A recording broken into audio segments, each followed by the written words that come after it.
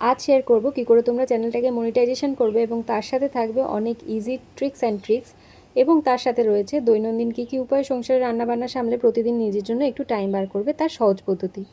চলো আজ রান্না করতে করতে তোমাদের সাথে কিছু শেয়ার করি। আমার চ্যানেলটা যেহেতু ব্লগ চ্যানেল, আমি প্রত্যেক দিন ব্লগ ভিডিও আপলোড করার সাথে সাথে এমন কিছু ইনফরমেশন তোমাদেরকে দিয়ে থাকি যাতে তোমাদের ভিডিওগুলো খুব তাড়াতাড়ি গ্রো হয়, তোমাদের আশা পূরণ হয় এবং চ্যানেলটা মনিটাইজেশন হয়। দেখো, ইউটিউব চ্যানেল মনিটাইজেশন করার স্বপ্ন আমাদের প্রত্যেকের থাকে। প্রতিনিয়ত খেটে যাই শুধু এটা ভেবে যে আজ না হোক একদিন ঠিক হবে।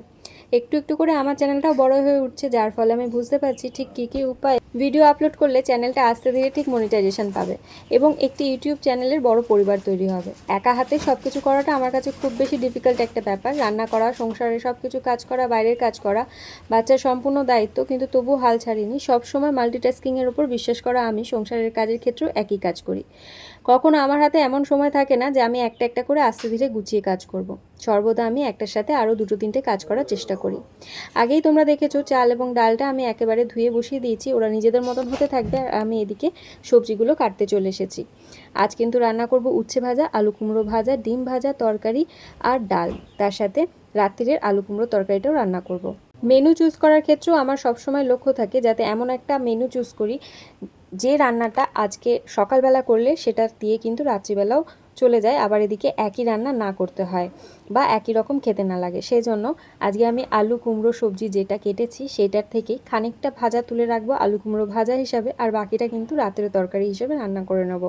এইভাবে করলে তাহলে একবেলা রান্না করলেই হয়, রাত্রিবেলা খাওয়ারটা একটু গরম করে নিলেই হয়। রান্নাটা সবসময় আমি অল্প তেলের ওপরেই করার চেষ্টা করি যাতে শরীরটা ভালো থাকে, কারণ খাওয়া দাওয়ার হ্যাবিটটার উপরেই আমাদের প্রত্যেকের শরীরের ভালো মন্দটা কিন্তু নির্ভর করে। রাকা যেহেতু একদমই বাচ্চা, তাই ওর খাওয়ারে আমি একদমই বেশি তেল মশলা ব্যবহার করতে পছন্দ করি না, আর এইভাবে রান্না করতে করতে এখন আমারও মশলা ছাড়া খাওয়ার অভ্যেস হয়ে গেছে। তোমরা তো দেখতেই পেলে রান্না একদিকে হচ্ছে আর এদিকে আমি চলে এসেছি রাকাকে রেডি করাতে। ইউটিউবের ভিডিওর ক্ষেত্রে সবথেকে বেশি ইম্পর্ট্যান্ট হলো আনব্রোকেন ভিডিও পোস্টিং। রেগুলারাইজেশন কিন্তু একটা ভীষণ ইম্পর্ট্যান্ট বিষয়। যে নিয়ম বা যে দিন অনুযায়ী তুমি তোমার চ্যানেলে ভিডিও পোস্ট করো, সেই নিয়ম সেই দিন অনুযায়ী কিন্তু তুমি 6 মাস ধরে একই নিয়ম মেনটেন করে যদি ভিডিও পোস্ট করো তাহলে অতি অবশ্যই রেজাল্ট দেখতে পাবে। তবে কি বলো তো, নিজের মধ্যে একটা জেদ আনার চেষ্টা করো, তাহলে দেখবে তোমার কাজে অনেকটা বেশি সুবিধা হয়েছে। দেখো, লক্ষ্য স্থির করে যদি এগোও তাহলেই কিন্তু লক্ষ্য ভেদ করা সম্ভব হয়।